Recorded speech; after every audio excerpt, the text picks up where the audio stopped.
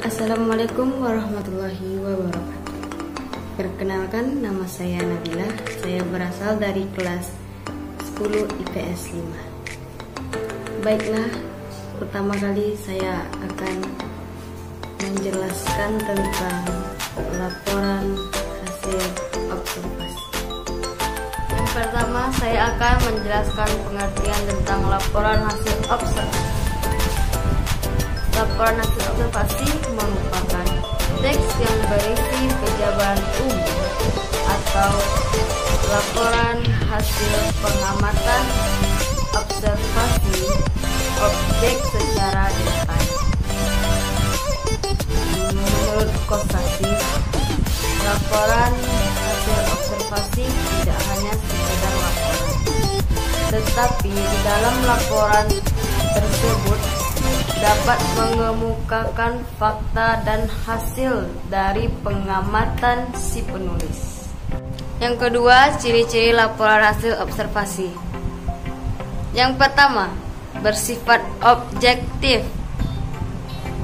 Yang kedua, ditulis berdasarkan fakta yang ditemukan saat sedang pengamatan.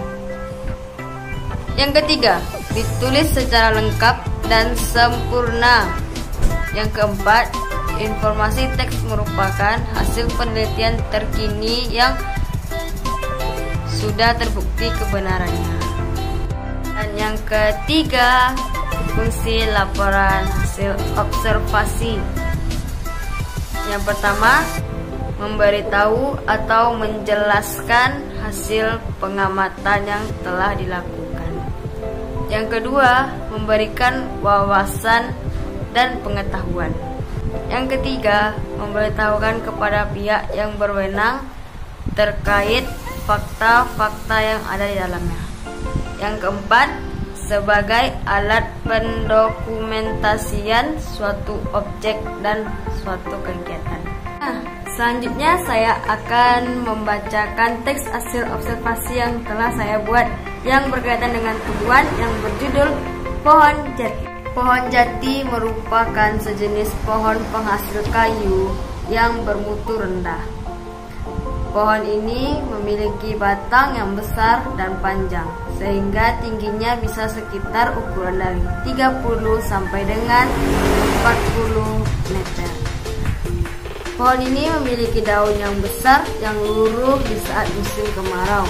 Jati ini dikenal dengan nama teak dalam bahasa Inggris, dan nama ini berasal dari teku, yaitu bahasa yang berasal dari Malayalam dari India Selatan. Nama ilmiah pohon jati ini adalah Tectona grandis. Jati dapat tumbuh di daerah dengan curah hujan 1.500 sampai dengan 2.000 mm per tahun dan suhu 27 derajat sampai dengan 30 derajat Celcius baik di dataran rendah maupun dataran tinggi. Tempat yang paling baik untuk pertumbuhan pohon jati itu yaitu di tanah yang ber-pH 4,5 sampai dengan 7 dan tidak dibanjiri dengan air. Jati memiliki daun yang elips dan lebar dan mencapai ukuran hingga 30 sampai dengan 60 cm saat dewasa. Jati memiliki pertumbuhan yang lambat dengan generasi yang rendah sekitar kurang dari 50%, yang membuat proses propagasi yang alami menjadi sulit sehingga tidak dapat mencukupi atas kayu jati. Jati biasanya diproses secara konvensional dengan biji.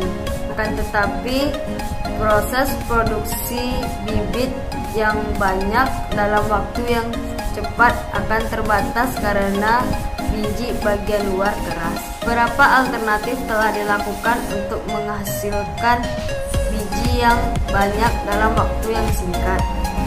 Pohon jati juga memiliki manfaat yang sangat banyak, dari daunnya hingga dari akarnya. Akar dari pohon jati dapat dibuat menjadi pewarna yang berwarna coklat.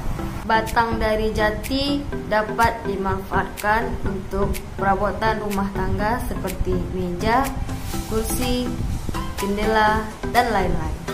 Dan daun jati juga dapat dimanfaatkan sebagai penurun berat badan dan pelancar BAB. Dan ranting kayu jati dapat dimanfaatkan untuk membakar karena memiliki derajat panas yang sangat tinggi.